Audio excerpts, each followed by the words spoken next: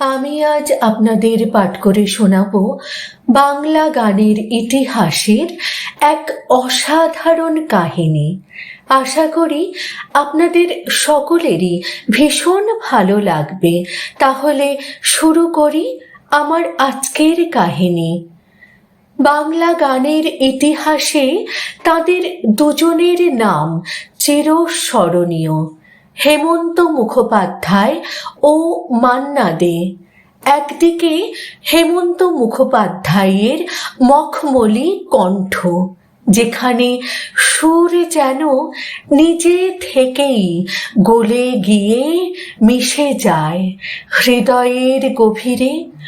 অন্যদিকে মান্নাদের বহুমাত্রিক কণ্ঠ, যা ধ্রুপদী থেকে আধুনিক সব সুরের সঙ্গেই অবলীলায় তাল মেলাতে পারে।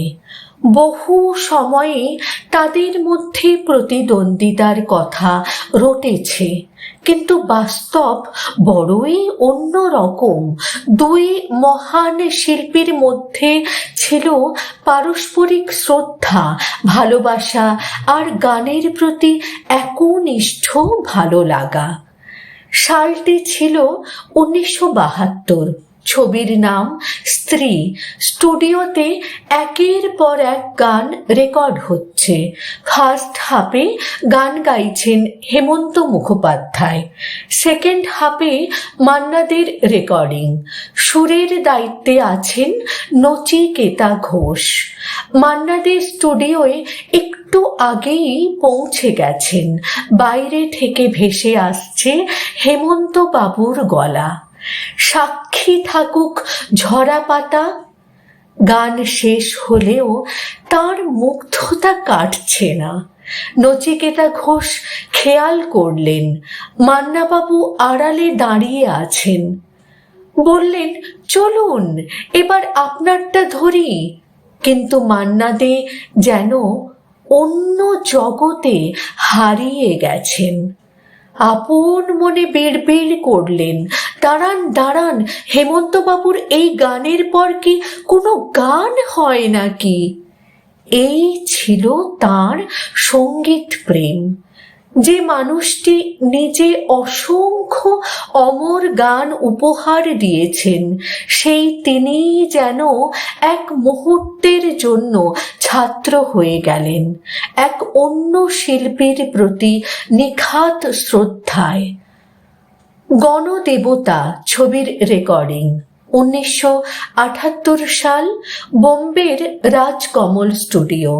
ছবি গণদেবতা। মান্না দে গান গাইতে এলেন, কিন্তু স্টুডিওর সবাই অবাক, তিনি তো গানের জায়গায় স্পট রান করছেন। হেমন্তবাবু মজা করে বললেন, কি হচ্ছে আপনার এটা? হাসতে হাসতে মান্না দে বললেন, দাঁড়ান দাঁড়ান, এই গানটার আগে গাটা একটু গরম করে নি।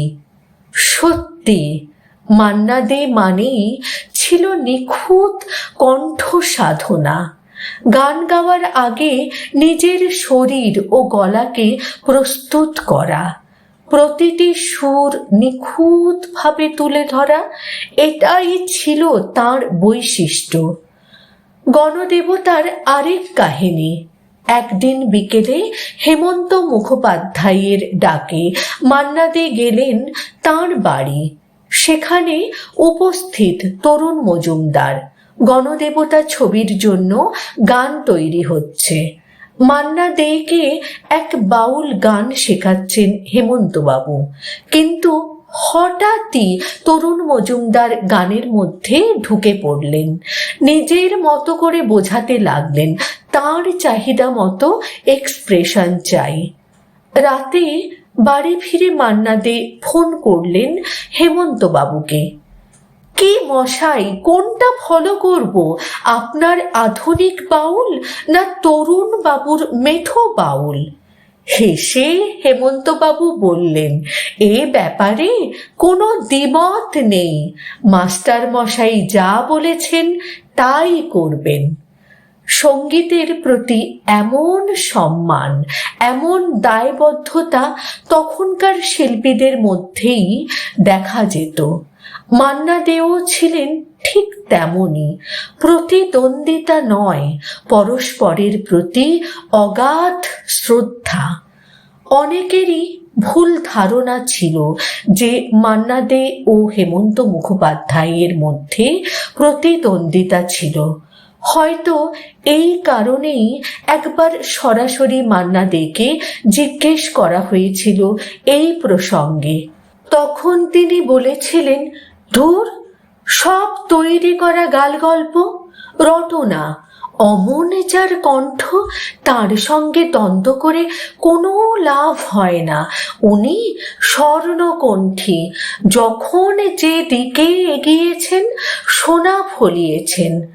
সত্যি, বাংলা গানের ইতিহাসে হেমন্ত মুখোপাধ্যায় এক স্বর্ণকণ্ঠী শিল্পী, আর সেই কণ্ঠের প্রতি মান্না দের ছিল অকুণ্ঠ শ্রদ্ধা। এই শ্রদ্ধাই তাঁদের বন্ধনকে এত অটুট করেছিল।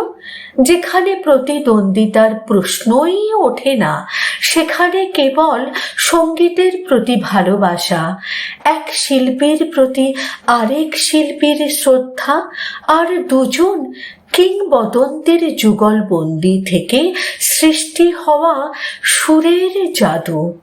কিছু কথা, কিছু সুর।